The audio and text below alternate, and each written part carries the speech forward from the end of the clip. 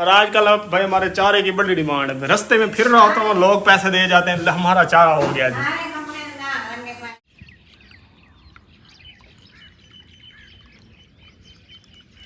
इस तरह से डिज़ाइन किया हुआ था, तो इसका वेंटिलेशन का सिस्टम बनाना था। वो किस तरह से बनाया है, ये हमने गैप रखा है 4 5 6 7। अस्सलाम वालेकुम everyone, this is Wasim Shahzad, welcome to a new video. I hope कि सब लोग ठीक ठाक ज़बरदस्त होंगे। तो इसी के साथ आज की वीडियो करते हैं जी शुरू। तो वीडियो स्टार्ट करने से पहले चैनल पर नए हो तो जल्दी सब्सक्राइब, लाइक, कमेंट, शेयर सब कुछ कर लो। अभी आए हूँ जी सोलर चलाने के लिए, क्योंकि हमने कल जो है ना, बल्कि आज सुबह जो है ना पनीरी काश्त कर दी, वो भी आपको दिखाता हूँ। लेकिन उससे पहले जो है ना खाले के सारे बने वगैरह लगा के मोटर चलाते हैं, और आज आपको दिखाता हूँ कि हमारा चारा कहाँ से बिक गया है, कितना बिक गया है और कितना रह गया, सारा आपके साथ शेयर करता हूँ। ऐसे ना एक वो जिस तरह से पजल मेज़ होता है ना, वो वाली सिचुएशन आगे बनी हुई है खेतों में, वो भी चल के दिखाता हूँ। लेकिन सबसे पहले सोलर चला देते हैं अभी।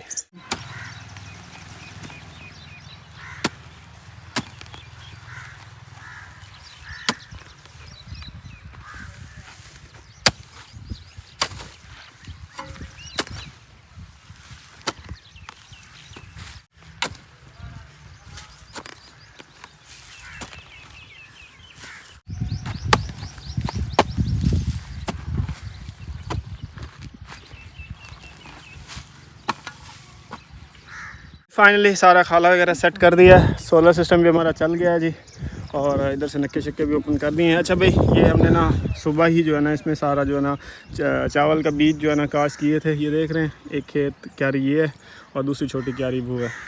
तो क्या कहते हैं, सबसे पहले जो है ना इसमें भाई हमने वो गोबर वाली खाद यानी कि ऑयल डाला। पहले सबसे पहले इसको सारे को लेवल किया, फिर ऑयल डाला, फिर चावल के बीज डाले, फिर ऊपर से ऑयल डाला ताकि ना तिरंदे वगैरह जो है ना दाने सारे चौग ना लें। ऑयल वगैरह डाल के सारा लेवल कर दिया जी, और अब इसको हम पानी लगा रहे हैं। तो ये कितने दिन में तैयार हो जाती है पनीरी? महीना 1.5 महीना आप लगा लो। चलो 1 महीना 10-15 दिन भी अगर लगे ना, 10 दिन भी लगे, तो ये हमारी तब तक पनीरी तैयार हो जाएगी। और इतने दिनों में जो है ना हमारा सारा जंतर जो हमने चारा काश किया हुआ है ना, ये ख़त्म हो जाएगा, काटा जाएगा। फिर इस पानी तो आए ना, इस पास से पानी जावे, थोड़ा जावे, भी इकट्ठा हो जाए, पानी जावे ना। चलें, हाँ, भी इकट्ठा हो जाए। कमाद को भी पानी लगा देते हैं ताकि इधर पानी प्रेशर से ना जाए और बीज वगैरह जो है ना आगे इकट्ठा ना हो। तो पानी बस अभी पहुंचने वाला है, यहाँ पे आया हुआ है। तो मैं कह रहा था कि इतने दिनों में जो है ना 1 महीना 10-12 दिन में ये हमारा जंतर की जो फसल है ये ख़त्म हो जाएगी। फिर इस खेत को हमने धान लगाने के लिए तैयार करना है, और तब तक ये पनीरी भी तैयार हो जाएगी जी। चलें भाई, आज जो है ना हमने 3D पानी लगाया हुआ है जी। 3D किस तरह से, इधर से पानी, बल्कि या 4D को, इधर से पानी आता है, कमाद को भी जा रहा है, यहाँ से सीधा आगे उस क्यारी की तरफ भी जा रहा है जी, और इधर से जो है ना इस क्यारी की तरफ भी जा रहा है जी। सारों को थोड़ा थोड़ा लगाया ताकि प्रेशर के साथ पानी ना जाए, और इसमें जो हमने बीज डाला है ना धान का, वो फ्लो के साथ बह के एक जगह इकट्ठा ना हो।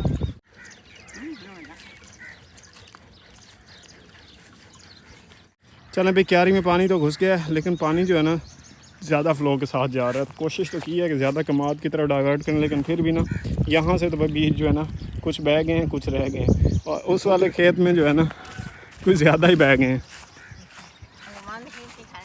अभी आगे ने ये सारा घास डाल दिया ताकि प्रेशर बिल्कुल कम हो जाए। ये देख लो, वैसे ये पड़े हुए हैं बीज, ये नज़र आपको आ रहे होंगे, ये सारे बीज हैं।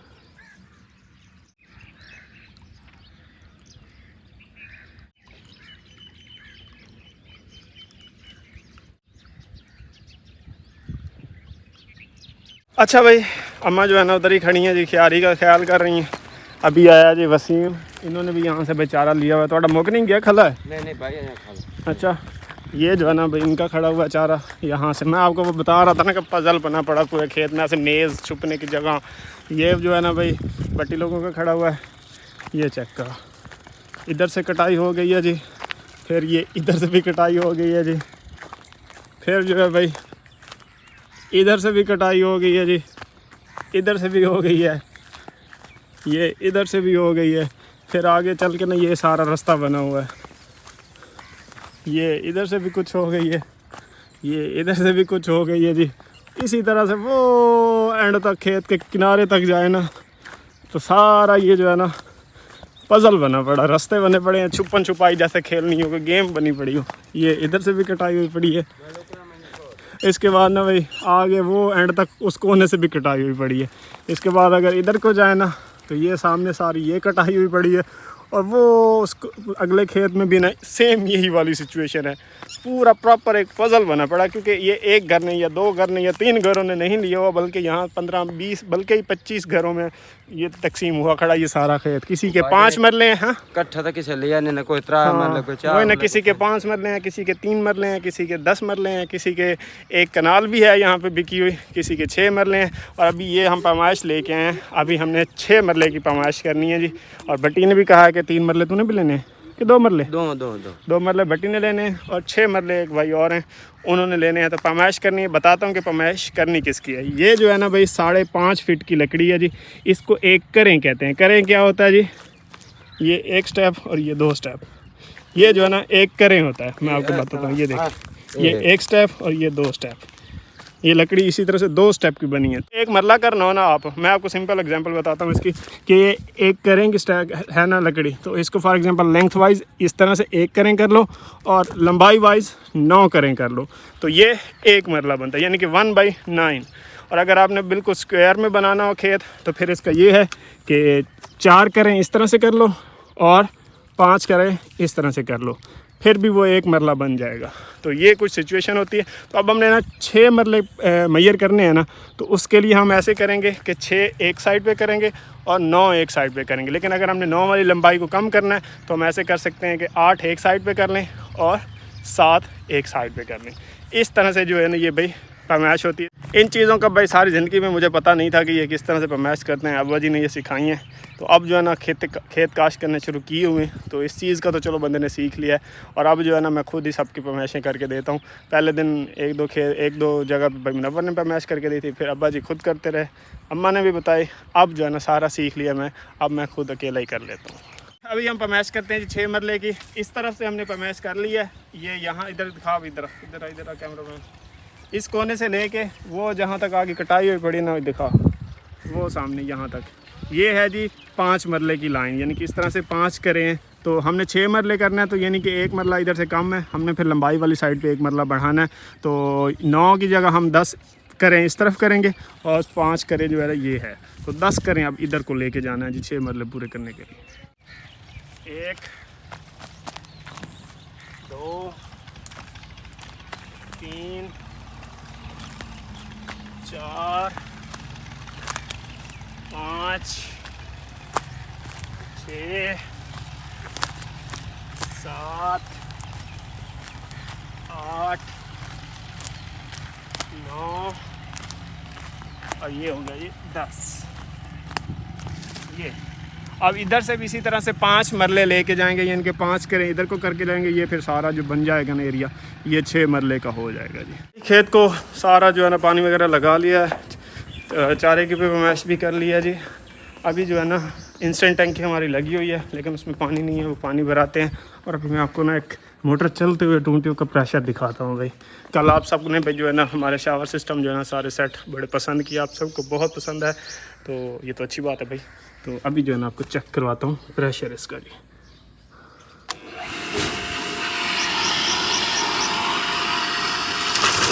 जी चेक तो यार कितना रह जा रहे हैं।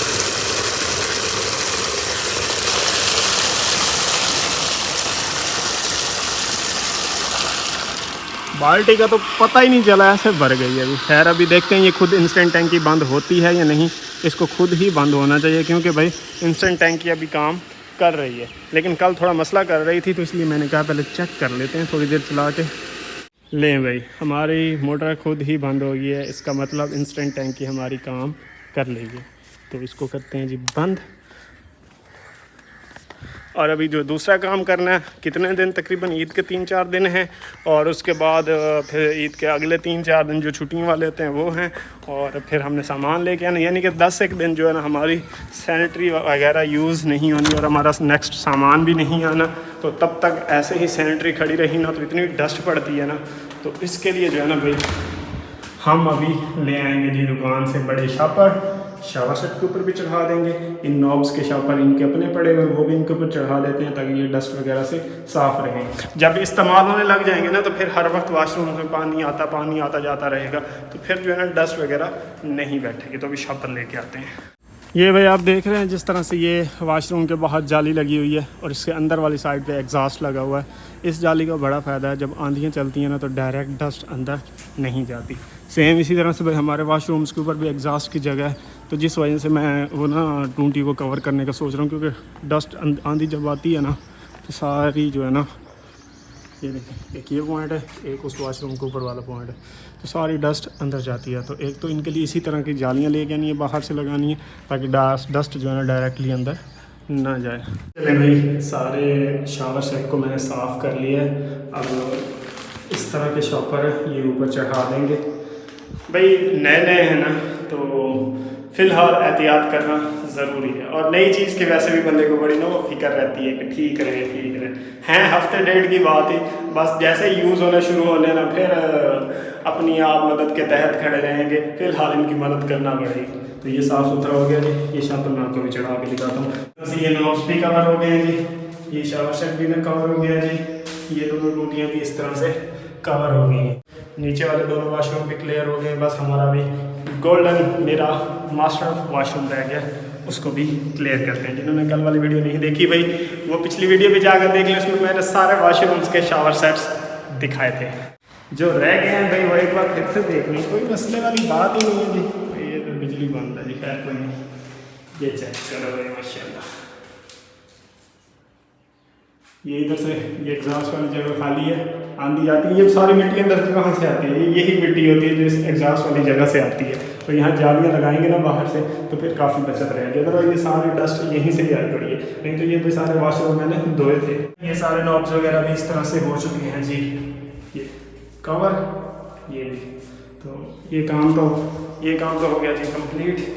बस अब ना बाकी का सामान वगैरह लगा के सारे वॉशरूम जो है ना फंक्शनल कर देंगे और फिर इस्तेमाल होंगे। भाई 2 दिन से भाई कॉन्टीन्यूसली कई चला रहा था खेतों में, तो मेरे इस मसल में ना यहाँ पे पता नहीं कोई क्रैम्प पड़ गया, ये क्या मसला है। मतलब जब भी बाएं तरफ में थोड़ा ज़ोर ज़्यादा लगाना पड़ता है ना, तो इस जगह पे जो है ना ऐसा लगता है जैसे मसल फट गया हो, वो वाली फीलिंग आती है।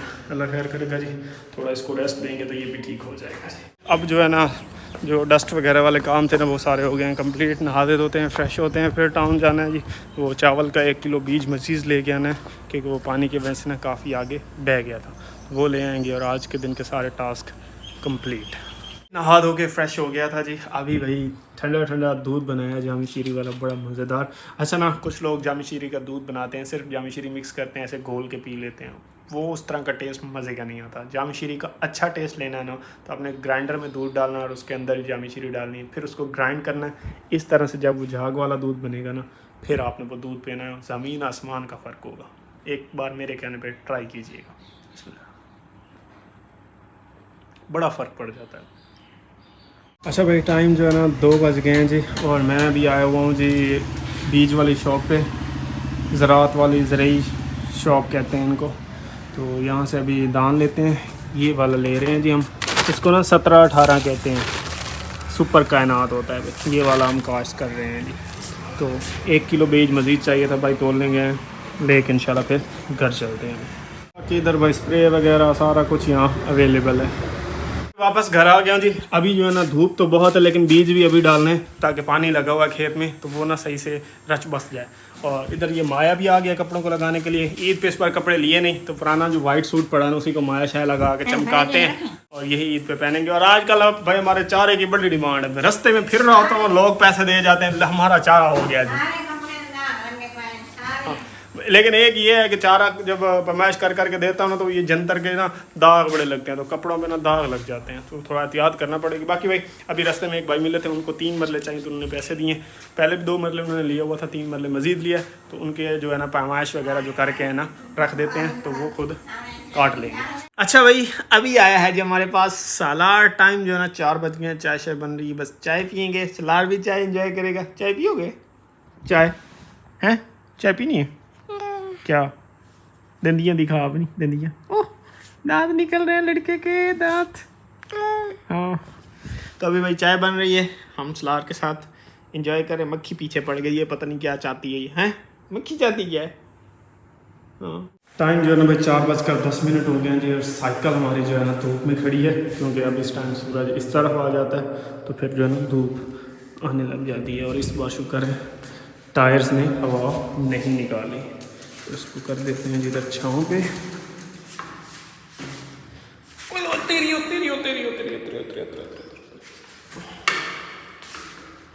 खड़ी रहे भाई, चलें। अच्छा भाई कुछ कमेंट्स आए थे कि वसीम तुम्हारे जो नीचे वाले 2 वाशरूम है तुमने उसके ऊपर ये गैप क्यों छोड़ा हुआ है, वो बुरा लग रहा है। और एक तो भाई दोनों वाशरूम्स की प्राइवेसी भी थोड़ी सी डिस्टर्ब होती है, इतनी नहीं होती, थोड़ी बहुत जो कमेंट्स आ रहे थे। तो इसका भी एक पर्पज़ था रखने का, शायद मैंने बताया भी था और फिर से भी बता देता हूँ कि ये जो हमने गैप ऊपर रखा हुआ है ना, ये आपको पता है ये वाशरूम अंदर वाली साइड पे है, मतलब इसकी दूसरी साइड पे दीवार है बाउंड्री वॉल वाली, और उस तरफ भी वाशरूम है। तो इस वाशरूम की वेंटिलेशन का सिस्टम नहीं था, इस तरह से डिज़ाइन किया हुआ था। तो इसका वेंटिलेशन का सिस्टम बनाना था, वो किस तरह से बनाया है, ये हमने गैप रखा है और अगले वाशरूम का हमने एग्जॉस्ट का सुराख भी रखा हुआ और विंडो भी है।